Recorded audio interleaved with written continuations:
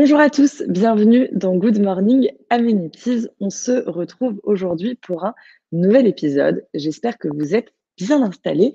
Moi, j'ai mon petit mug. J'espère donc que tout va bien chez vous. Et aujourd'hui, c'est une nouvelle émission sur la thématique des questions-réponses. On a donc sélectionné plusieurs questions que vous nous avez posées. Donc, ça a été très simple. Je ne sais pas si vous vous souvenez, on vous a envoyé un formulaire il y a à peu près quelques semaines de cela par email. On a récolté donc les questions qui sont le plus revenues et on a décidé donc d'y répondre aujourd'hui. Donc, c'est parti pour Good Morning Amenities. Donc, au sommaire, Good Morning Amenities, eh bien, c'est une émission, comme vous le savez, je pense maintenant, pour les plus fidèles, qui a lieu donc tous les mardis. Dorénavant, c'est à 14 heures. L'idée, c'est simplement bien, de vous parler absolument de toutes les tendances dans l'hôtellerie, dans l'hébergement, de vous donner les meilleurs conseils pour que malgré tout ce qu'il se soit passé, 2021 soit la plus belle année de votre vie. Ensuite, au sommaire aujourd'hui, on va avoir le gagnant du concours, les news de la semaine. On a rajouté donc cette petite rubrique parce qu'on s'est dit que c'était sympa de faire des recherches et une veille pour vous et de vous tenir informé de tout ce qui se passe dans le milieu de l'hébergement. Ensuite, on a sélectionné une quinzaine de questions et on vous y apporte donc ces réponses.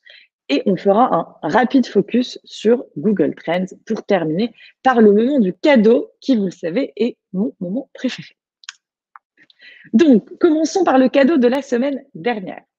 Donc, il s'agissait d'une formation qu'Amenities vous offre avec Patrick Césari, qui est un consultant, formateur, expert en stratégie et marketing digital. Et donc, le cadeau est un audit / session de conseil pour votre stratégie tarifaire. Suspense, suspense. Les heureux gagnants, c'est donc Sophie et Antoine Thiebaud. Eh bien, félicitations, nous allons vous appeler pour vous mettre en relation donc avec Patrick et vous permettre de bénéficier de ce joli cadeau. C'est parti pour les actualités de la semaine. Donc, tout d'abord, alors on essaie évidemment d'annoncer des bonnes nouvelles si on le peut. Là, bon, c'est assez factuel, hein. C'est simplement pour dire que la Commission européenne a présenté donc le certificat vert numérique ce mercredi 17 mars. Donc, c'était la semaine dernière. Ça a pour but donc d'indiquer si le voyageur est vacciné, s'il a été testé négatif au Covid-19 ou pas, et donc s'il est protégé par des anticorps après avoir été infecté. Donc, ça permet d'être informé de ces trois choses-là. Le fait est que d'ici le mois de juin, les citoyens européens pourront donc à nouveau circuler et voyager grâce à ce certificat vert numérique. Donc ça, c'était le fait de la semaine dernière. Ensuite, on a décidé de vous partager une news assez insolite puisque le premier hôtel dans l'espace pourrait ouvrir ses portes en 2027. Voilà, on sait qu'il y a eu beaucoup d'originalité pendant le Covid. Là, c'est un sacré renouveau. Donc, la société Orbital Assembly Corporation a annoncé le lancement de Voyager Station, un hôtel spatial. La construction va commencer en 2025 et pour accueillir des voyageurs en 2027. Bon, je ne serai pas la première à y aller, on va pas se mentir, mais on trouvait ça rigolo. Donc, on a décidé de vous le partager. Important, donc cette fois-ci, pas pour nos partenaires hôtels, mais pour ceux de Gîtes et Chambres d'hôtes. Gîtes de France lance Gîtes de France Académie. Donc plutôt sympa, puisque ça va être pour vous labelliser des modules de formation, des parcours d'intégration et de perfectionnement pour vous permettre d'acquérir et développer des compétences et après pouvoir partager ces connaissances-là. Donc, un petit peu la nouvelle assez sympa. C'est parti pour vos questions. Alors, ça, c'est une question qu'on avait déjà posée et qui est revenue souvent. Est-il intelligent d'ajouter une pop-up pour chaque nouvelle offre? Alors, on va faire une réponse plutôt globale. La pop-up n'est pas une bonne chose. Très simplement, puisque c'est une sorte, on va dire, d'agression pour le voyageur. Quand vous vous connectez et que vous avez une pop-up, il faut savoir qu'un des réflexes est de fermer immédiatement le pop-up. Donc, évidemment, c'est mauvais puisque ça va faire un énorme taux de rebond sur votre site internet. Le taux de rebond étant, eh bien, le pourcentage de personnes qui quittent votre site sans être allées sur une autre page ou avoir cliqué sur un autre onglet. Donc non, la pop-up n'est pas une bonne solution. Il vaut mieux mettre un onglet percutant avec découvrez nos offres. Il vaut mieux mettre d'autres appels à l'action. Mais vraiment, le pop-up, on en est revenu. Et aujourd'hui, c'est associé à une agression. Il y a même des. Quand je dis agression, ça va être le côté. Moi, j'ai des partenaires avec qui j'ai parlé qui m'ont dit bah, les voyageurs m'avaient dit que sur mon site, quand il y avait la pop-up, ils avaient peur que ce soit un virus. Bon, alors, tout le monde ne fonctionne pas comme ça, mais pas mal de personnes tout de même, puisque quand vous avez une fenêtre qui sort de nulle part, eh bien, moi, la première, hein, mon premier réflexe, c'est de la fermer. Donc non, pas de pop-up. Alors, autre question qui a été donc posée suite à notre émission sur les OTA, donc tout ce qui est Booking, Expedia, etc. Ce sont les OTA. Eh bien, pourquoi appliquer le même tarif partout? Alors, j'avais peut-être pas été claire la dernière fois. En réalité, il y a deux choses. Il y a le tarif que vous avez sur votre site internet et le tarif que vous avez sur Booking, Expedia, etc.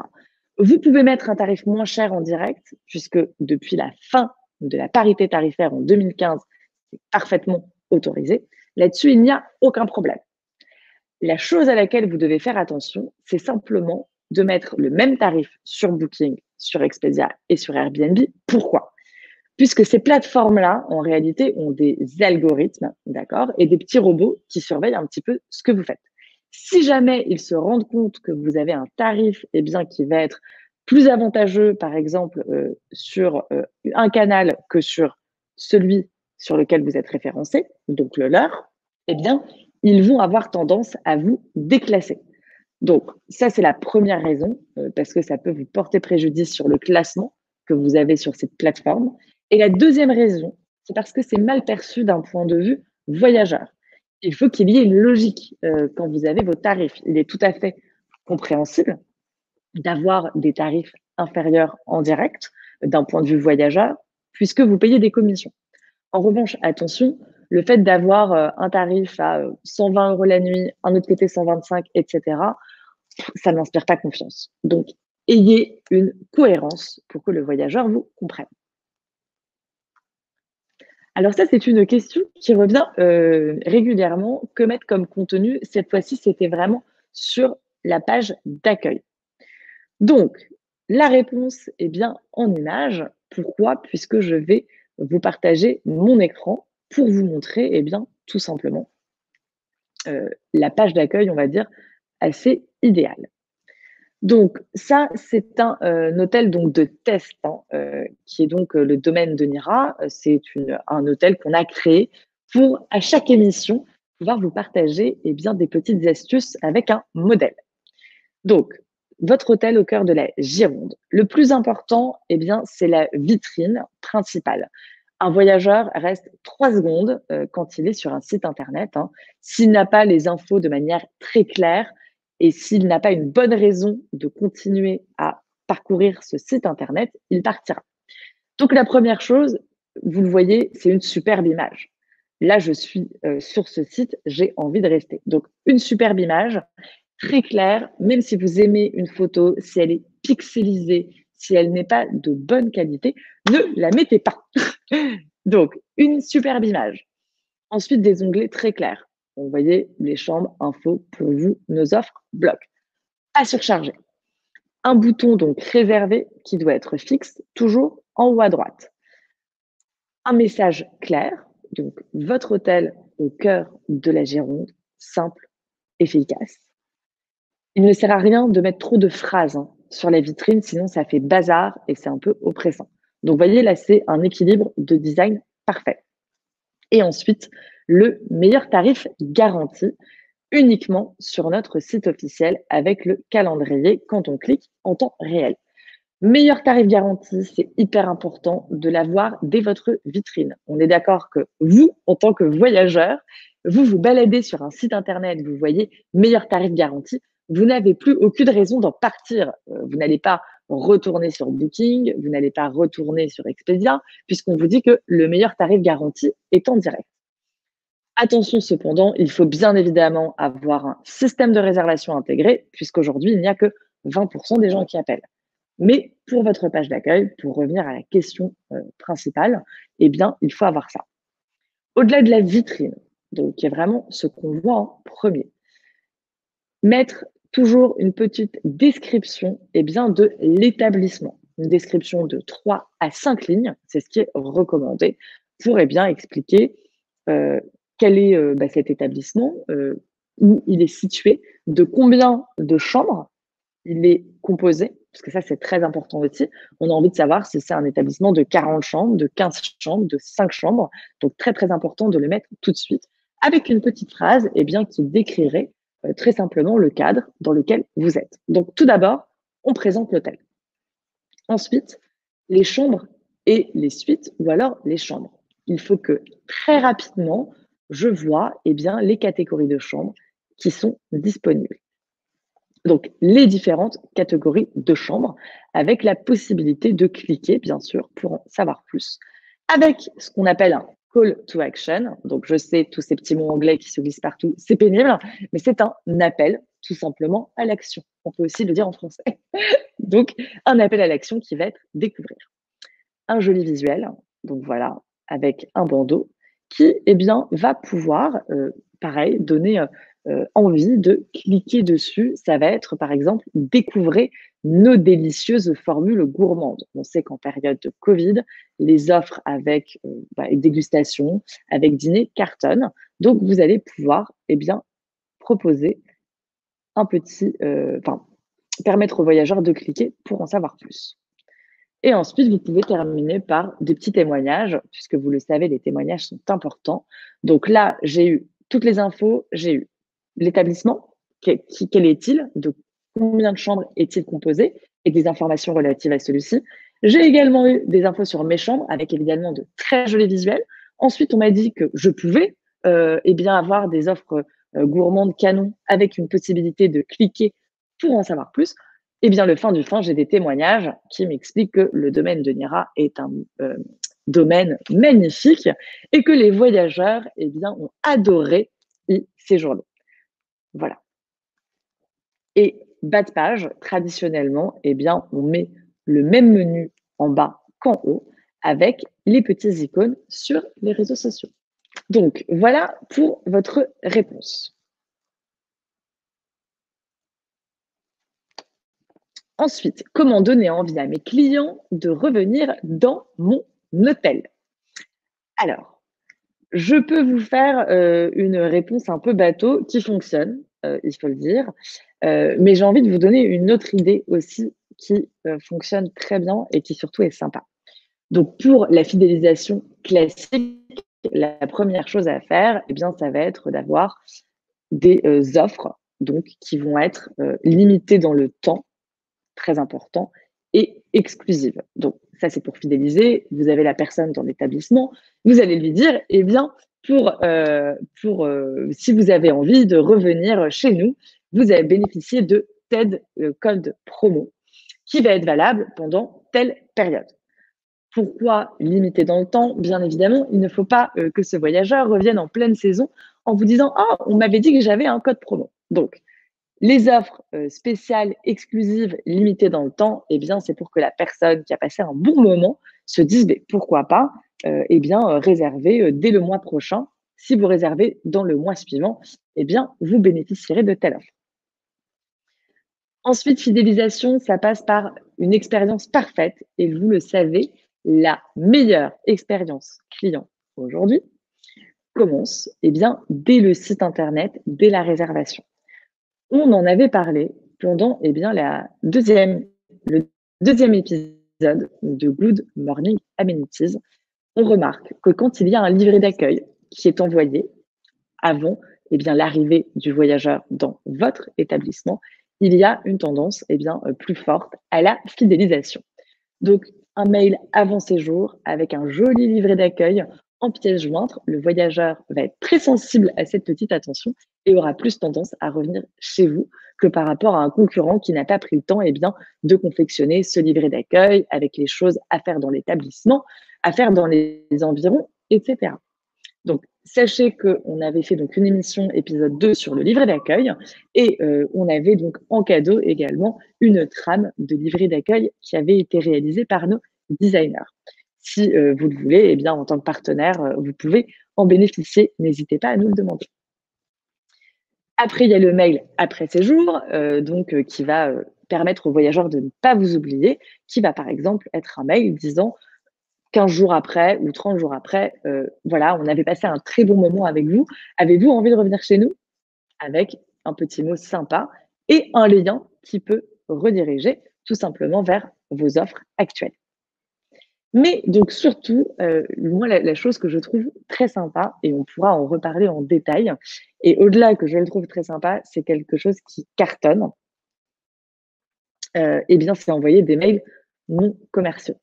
Puisque vos clients, à chaque fois en général que vous les contactez, ce qui est normal, hein, mais ça peut être pour leur vendre quelque chose, pour leur proposer quelque chose.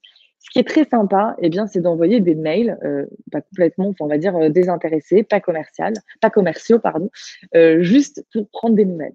Donc un petit mail sympa pour leur dire, voilà, on espère que vous allez bien en cette, période qui est pas forcément évidente pour tout le monde et vous créez un petit lien avec, cette clientèle que vous connaissez puisque vous avez partagé des moments avec eux, ils sont venus chez vous. Donc, si vous voulez des idées de petits mails de ce type-là, n'hésitez pas à nous les demander. On pourra faire une émission d'ailleurs autour de tout ce qui est emailing. Donc voilà, en tout cas, pensez aux emails non commerciaux. Ça fait très, très, très plaisir à recevoir. Et puis, en plus, ça participe à la fidélisation. Donc, voilà, quoi qu'il en soit, ça fait plaisir à quelqu'un. Donc, faites-le. Si ça vous apporte quelque chose, tant mieux. Voilà. Donc ça, c'est le petit conseil, un petit peu particulier, voilà, mais qui, en tout cas, fonctionne. Alors, autre question. Changer ses photos, oui, mais faut-il changer les couleurs du site? Alors, très important, vous pouvez changer, bien sûr, les couleurs de votre site internet. En revanche, attention, ne le faites pas trop souvent, puisque vous le savez, votre identité compte. C'est important d'avoir une identité visuelle et cette identité visuelle passe par un logo, passe par des polices, mais passe aussi par les couleurs. Donc, ne les changez pas trop souvent. Si aujourd'hui, vous avez des couleurs que vous trouvez un petit peu dépassées, un petit peu vieillottes, vous le changez. En revanche, ne surtout pas le faire tous les 4 matins. Définissez quelle est votre identité. Vous pouvez vous refaire une beauté, on va dire, tous les 2 ans, si vous voulez, mais ne pas changer les couleurs à la même fréquence que les photographies. Surtout pas. Voilà. Pour savoir comment choisir les couleurs, on avait fait une émission à ce sujet. Vous pouvez regarder l'épisode 1 de Good Morning Amenities. Alors, Good Morning Amenities, ça va devenir pire que Netflix. Vous allez vous retrouver avec une saga, mais en tout cas, bon, l'essentiel, c'est que ça vous aide. Donc, les couleurs, pas hyper régulièrement. Vous refaire une beauté de temps en temps, pourquoi pas, mais on va dire plutôt tous les 2 ans. Alors, quels sont les liens intéressants à ajouter en bas de page de mon site? Donc, j'y ai un petit peu répondu tout à l'heure. Il s'agit, en bas de page, en général, traditionnellement, des liens des réseaux sociaux, donc Instagram, Facebook, YouTube, Twitter, TripAdvisor, etc. Alors, est-il utile de créer une FAQ sur son site? On m'a posé plusieurs fois cette question. Alors, le côté vraiment foire à questions, alors répondre aux questions des voyageurs, oui. Sous un format de foire à questions, c'est pas terrible. Pourquoi? Parce que la FAQ, ça donne une image qui est pas qualitative, ça fait très service après-vente et cetera et on est sur un site, d'hôtel, un site d'hébergeur, donc on n'a pas envie d'avoir une foire à questions. La foire à questions. En plus, c'est questions-réponses, c'est pas très visuel. Vous êtes sûr et certain qu'avec ça, le voyageur ne lira pas. En revanche, il faut, moi, ce que je vous conseille, c'est d'établir une liste, de toutes les questions que vous posent en général les voyageurs. Une façon d'y répondre est à travers le livret d'accueil que vous pouvez rendre public sur votre site internet. Ça, c'est votre choix. La meilleure façon de le faire est d'avoir des pages, donc par exemple les services. Une page petit déjeuner, dans lequel vous allez pouvoir détailler tout ce que vous proposez. Donc dans la page service, vous allez pouvoir parler du Wi-Fi. Vous allez pouvoir eh bien, parler de si vous avez une navette, la possibilité d'aller chercher les voyageurs à la gare, à l'aéroport, tout ce genre de choses. Donc, en résumé, oui, une foire à questions sous forme de réponses sous les différentes pages, mais non, pas une page questions-réponses qui ne se fait plus du tout et qui ne fait pas qualitatif. Voilà. Donc, répondez subtilement à toutes ces questions en glissant les réponses sur chacune des pages. Au moins, le voyageur aura toutes les informations, mais de manière sympa. Alors, quel est l'horaire préférable pour le petit déjeuner? Donc, l'horaire préféré est entre 8h et 9h, en sachant qu'une clientèle plus âgée va préférer un petit déjeuner tôt, avant 8h, et une clientèle plus jeune se lèvera donc après 9h. Donc, en général, prévoyez un créneau de 2 heures. Simple. Alors, le type d'extra qui fonctionne le mieux en période de Covid. Ça, c'est quelque chose aussi qui vous intéresse pas mal. J'ai eu plusieurs questions en ce sens-là. Donc, eh bien, la première chose, ça va être tout ce qui tourne autour eh bien, de la nourriture. Vous le savez, les restaurants sont fermés. On aime, de toute façon, les Français, on aime bien manger, bien s'alimenter, passer un bon moment. Donc, eh bien, vous êtes un établissement hébergeur. Vous avez la chance de pouvoir continuer à proposer ces prestations-là. Mettez-les en avant. Donc, les extras, ça va être eh bien, le petit déjeuner, ça va être des paniers d'accueil et ça va être des déjeuners express. Donc, panier d'accueil, très simple. Vous allez pouvoir proposer eh bien, une petite dégustation en arrivant. Vous allez également pouvoir proposer des dégustations pique-nique. Si vous êtes dans un endroit où il y a des randonnées sympas, eh bien, rassurez le voyageur au moment de la réservation, proposez tous ces petits extras-là. Vous allez voir, ça vous permet vraiment eh bien, d'augmenter le palier moyen, en tout cas, de votre réservation. Donc, proposer tout ce qui est lié à la nourriture est une très bonne idée en général et tout particulièrement en période de Covid. L'autre kit qui fonctionne très bien, donc qui est un peu moins rigolo et un peu moins sexy, ce sont les kits hygiène. Donc, c'est-à-dire avoir, ça rassure le voyageur de dire ah bah, l'hôtel me propose un petit kit à mon arrivée. Donc, ça peut être, vous pouvez le mettre à disposition gratuitement. Ça peut être aussi une façon eh bien, de fidéliser en faisant plaisir aux clients ou vous pouvez eh bien, le facturer. Les deux se font. Et dans ce kit d'hygiène, vous allez pouvoir proposer un masque, vous allez pouvoir proposer un petit désinfectant pour les mains, ce genre de choses. Essayez d'avoir quelque chose d'assez sympa pour pas que ça fasse bonjour, bienvenue à l'hôpital. Mais voilà, en tout cas, ça fait partie des choses qui peuvent être appréciées. Glissez-y un petit mot pour rendre la chose un peu plus sympathique. Voilà. Alors, quel est le nombre idéal d'hôtels sur lesquels être présent? Donc, ce qui se fait traditionnellement, c'est d'être présent sur 2 plateformes maximum.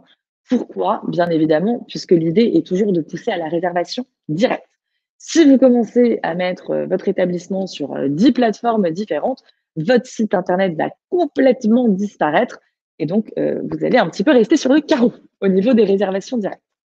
On vous a mis les 3 principales qui sont Booking, Airbnb et Expedia, en sachant eh bien, que Expedia aujourd'hui ne propose plus donc pour les chambres d'hôtes d'être référencées sur la plateforme. Donc, ce sera vraiment plus pour les hôtels. Expedia, ça va être une clientèle d'affaires.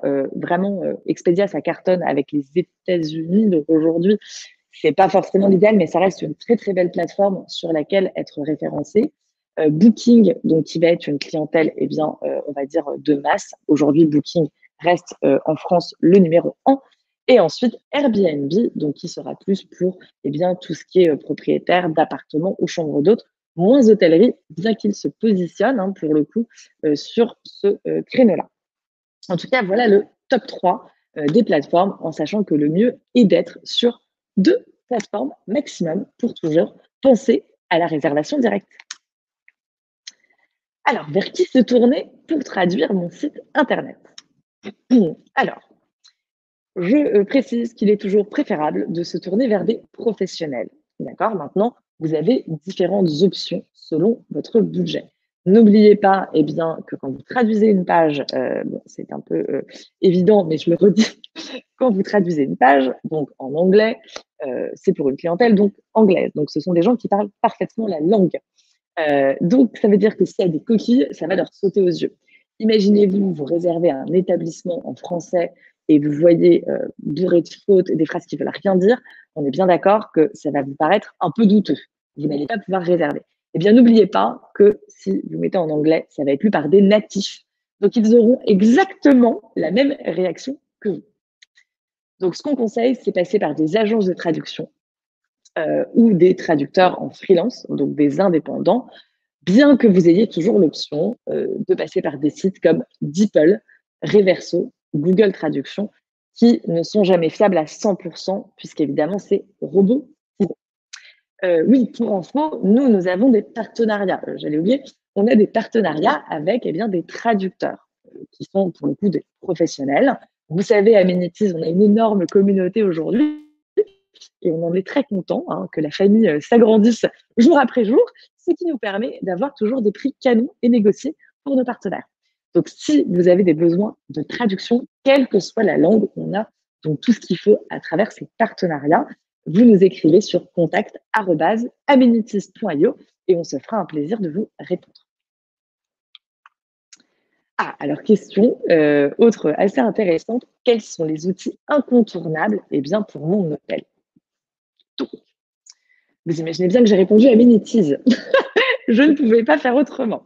Donc, bien évidemment, bien, l'outil principal, ce sera, et c'est toujours Amenities avec un site internet canon, un système de réservation directement intégré, un channel manager et également un PMS pour avoir votre planning et si vous le souhaitez, bien, une partie statistique, etc. Donc, évidemment, Amenities, votre outil de cœur.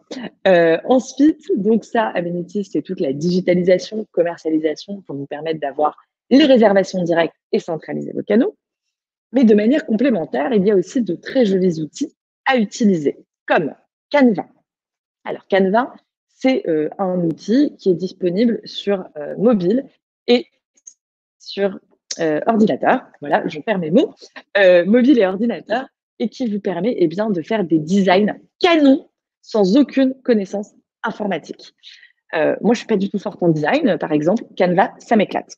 Donc, Canva, qu'est-ce que ça va être? Par exemple, je veux faire un joli post sur les réseaux sociaux, je veux mettre un texte sur une image.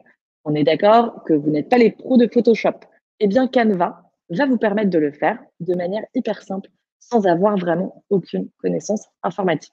L'outil est gratuit en plus, donc vous avez la possibilité de le payer si vous voulez plus d'options, mais cet outil est gratuit, donc en tout cas, franchement, je recommande vivement. Si vous souhaitez que je vous fasse à un moment une petite vidéo sur comment utiliser Canva, eh bien, je le ferai avec plaisir, puisque vous le savez, mon idée, c'est de vous aider. Donc, si vous avez besoin, n'hésitez pas à demander. Ensuite, Google Analytics, on en a parlé dans l'épisode précédent, pour savoir un petit peu bien ce qui se passe sur votre site Internet. Et enfin, dernier outil absolument génial et très pratique, ça va être MailChimp. Donc, très complémentaire avec Amenities, puisque vous allez pouvoir, grâce à Amenities, sortir toute votre base de données clients en un clic avec les mails, etc. Eh bien, MailChimp est un outil de newsletter très simple également, qui va bien, vous permettre tout simplement d'envoyer toutes ces newsletters en un clic de manière très, très, très, très simple, avec, on va dire, une espèce de template de mail qui ne nécessite pas que vous ayez des connaissances informatiques particulières. Donc, voilà un petit peu bien, les 4 outils, en tout cas, que vous devez avoir, qui sont bien à utiliser pour votre établissement. Ensuite, alors comment nommer les photos que l'on ajoute sur le site? J'en avais parlé déjà dans un épisode précédent, mais avec grand plaisir, bien évidemment, pour vous remontrer. Donc, hyper simple, vous reconnaissez votre espace administrateur, amenities préféré, tout beau, tout joli, avec donc ici le petit onglet site web. Je clique dessus Et à ce moment-là, j'ai donc un onglet photos. Je clique sur l'onglet photos. J'ai toutes les photographies que j'aurai donc intégrées, que nos équipes en l'occurrence ont intégrées pour vous lors de la création du design du site. Je clique sur ces petites images et je vais modifier eh bien, le texte. Donc, par exemple, je vais prendre cette image. Voilà. Cette image, c'est quelqu'un qui est en télétravail et hop, séjourner, hôtel et télétravail en Gironde, par exemple. Sauvegarder. On est bien d'accord que l'intérêt, je le rappelle, pour Google est vraiment bien, de repérer ces images, puisque Google ne lit pas une image. Google, les petits robots de Google ne lisent que le texte. Donc, bien, en mettant cette image et un petit texte associé, cela vous permet d'être référencé sur des mots-clés. Donc, j'espère que j'ai bien répondu à votre question. Donc voilà, les petits alt images associés un petit texte aux images de votre site internet. Alors, jusqu'à quand puis-je bénéficier du chèque numérique? C'est une question qui est très souvent revenue. Qu'est-ce que le chèque numérique? Eh bien, c'est une aide forfaitaire de 500 € qui est là pour vous aider pour couvrir tout ou partie des dépenses bien, qui ont été faites dans la numérisation. Donc ça, le chèque numérique, petit rappel de ce que c'est.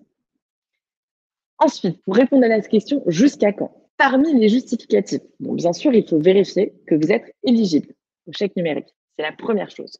Ensuite, les justificatifs à fournir. Ça va être une ou plusieurs factures datées entre le 30 octobre 2020 et le 31 mars 2020. D'accord? Donc, ce qui veut dire que vous devez absolument avoir la facture avant le 31 mars 2021. Donc, vous devez avoir fait cette dépense dans le numérique bien, avant le 31 mars. Maintenant, concernant les délais pour faire la demande, d'accord, pour les factures datées d'avant le 28 janvier, il faut faire la demande dans un délai de 4 mois à partir du 28 janvier. Pour les factures datées entre le 28 janvier et le 31 mars, pareil, dans un délai de 4 mois après la date de la facture la plus récente. J'espère que c'est clair. Si vous avez besoin de plus d'infos, vous me le demandez, on vous envoie un petit lien avec tout le détail. Donc là, c'est le moment de le faire, le chèque numérique, en résumé. Et donc, dernière question, et puis après, nous allons nous quitter. Comment trouver des sujets de tendance pour alimenter mon blog? Je sais que c'est une question qui revient très souvent, puisque vous pouvez manquer d'inspiration et surtout, bien, vous ne savez pas ce que recherchent les voyageurs. Il y a un outil canon génial qui s'appelle Google Trends. Donc, Google Trends, ça vous permet de trouver les mots-clés les plus recherchés.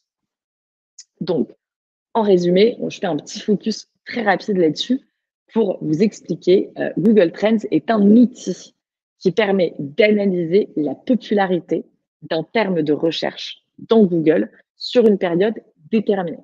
Donc, ça vous permet, par exemple, de savoir ce qui est tendance ou pas.